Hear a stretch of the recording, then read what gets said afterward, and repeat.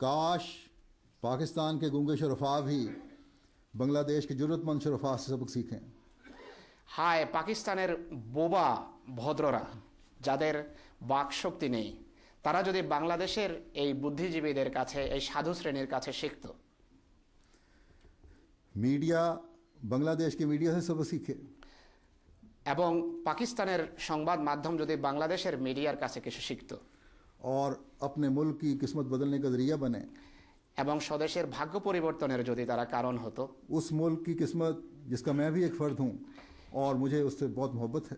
সে দেশের ভাগ্যের কথা বলছি যে দেশের আমিও একজন নাগরিক, আর যে এই দেশকে যে আমি ভালোবাসি। जैसा कि मैंने शहदा का जिक्र किया है, एक मस्जिद में खुलना में बम धमाके से 7 अहमदी शहीद हुए। আমি যেভাবে শহীদদের কথা পূর্বে বলেছি যে খুলনার মসজিদে বোমা বিস্ফোরণে 7 জন আহমদি সেখানে শহীদ হয়েছেন। लेकिन इन शहादतों ने और बाज़ और इनफरादी शहादतों ने जमात के ईमानों को अल्लाह ताला के फजल से कमज़ोर नहीं किया। কিন্তু এই শাহাদত এবং বিক্ষিপ্ত বিচ্ছিন্ন অন্যত্র যে শাহাদতের ঘটনা ঘটেছে, এই ঘটনা কিন্তু জামাতের ইমানকে দুর্বল করেনি, बल्कि बांग्लादेश जमात ईमान में पहले से बढ़कर तरक्की की मनाजिल तय करने लगी। বরং বাংলাদেশ জামাত ইমানের ক্ষেত্রে ক্রমশ উত্তরোত্তর উন্নতি করছে। दुश्मन समझता है कि अहमदियों को शहीद करके उन्हें उनके दीन से फेर देंगे।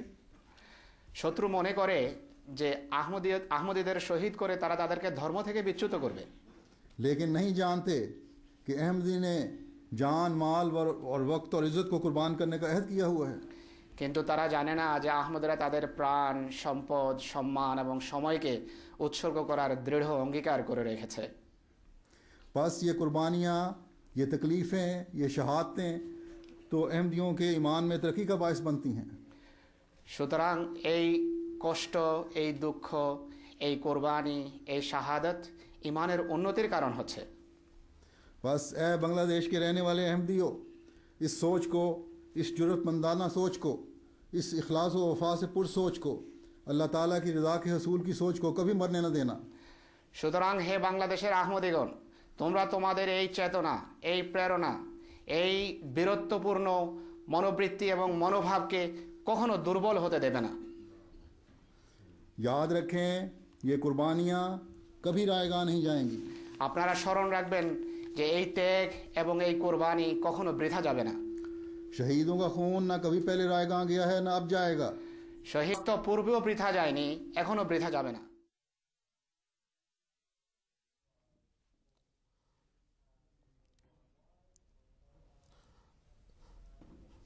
সুধী দর্শকবৃন্দ, আপনারা এইমাত্র দেখলেন আমাদের খলিফাতুল মাসিহ আল খামেস আইয়াদাহু তাআলা বেনাসিল আজিজ প্রদত্ত বাংলাদেশের 86তম সালনা জলসার ঐতিহাসিক বক্তব্যের একটি অংশ।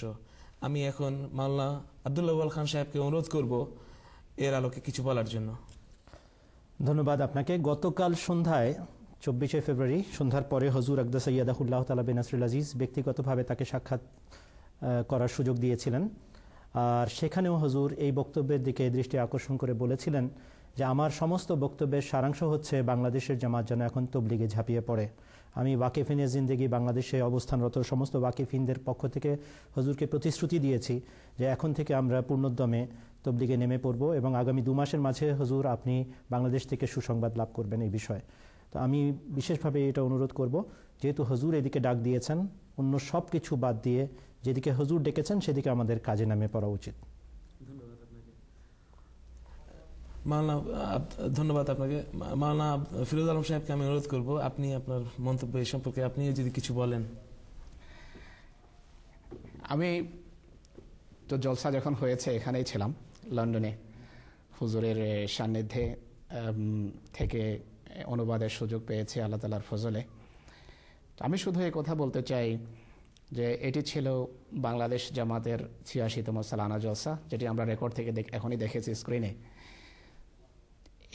এই 86 শব্দটি একটা ব্যাপক পটভূমির দিকে ইশারা করে, একটা সুদীর্ঘ ইতিহাসের দিকে ইশারা করে যে বাংলাদেশ জামাত 86 বছর বাঙালি সমাজে হজরত ইমাম মাহদী আলাইহিস সালামের বাণী এবং তার যে সত্য নিয়ে পৃথিবীতে এসেছেন, যা প্রকৃতপক্ষে কোরআনী শিক্ষা, কোরআনী শরীয়ত, মোহাম্মদ রাসূলুল্লাহ সাল্লাল্লাহু আলাইহি ওয়াসাল্লামের শিক্ষা সংস্কারের জন্যই তিনি এসেছেন।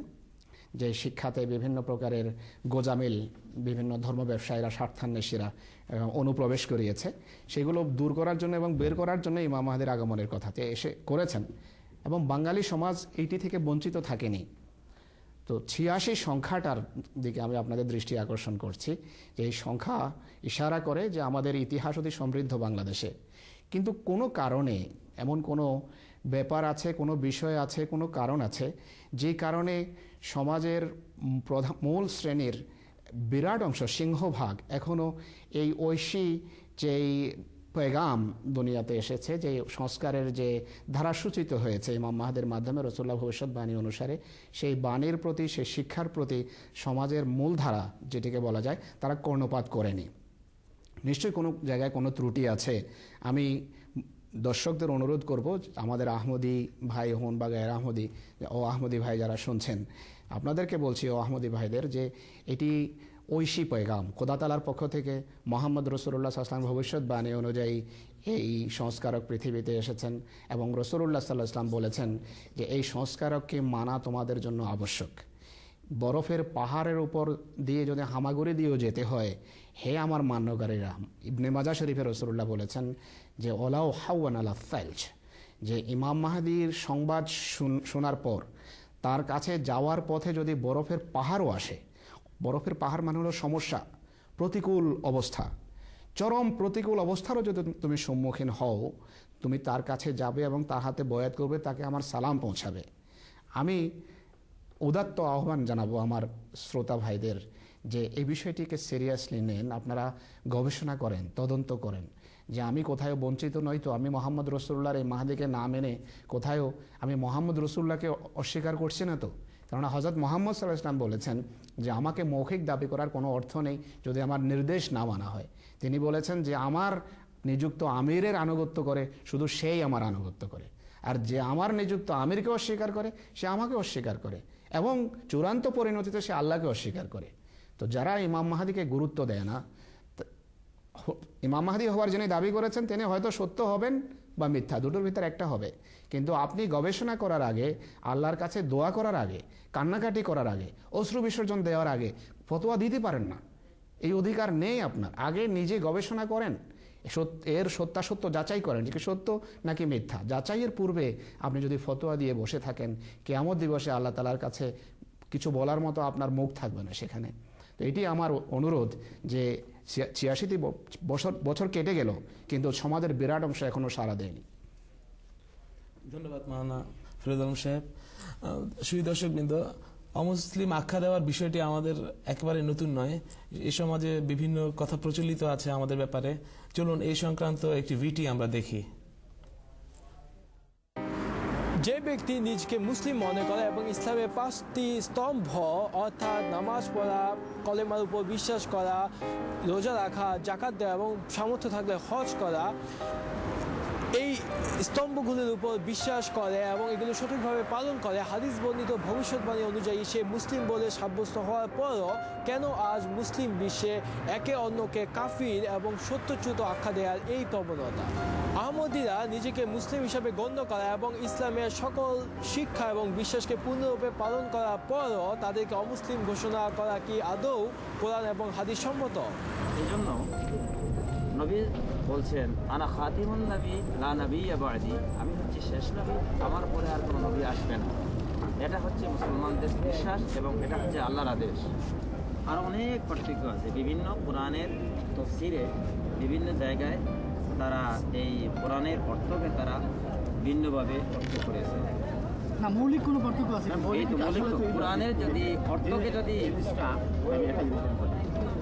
এরা তো মুসলমানই না, কাদিয়ানীরা কেন মুসলমান না? এর জন্য এরা নয়া নবুয়তের দাবি করছে। এরা তো এরা কোনো হালতেই মুসলমান মানা যাইতে পারে না। সৌদি আরবে মানে না, আরব মামালিক কেউ মানে না, বাংলাদেশের উলামা মানে না, পাকিস্তানের উলামা মানে না, ইন্ডিয়ার উলামা মানে না। মুসলমানের সংখ্যা যদি এক হয়ে থাকে তবে কেন আজ মুসলমানদের মধ্যে এত বিভেদ?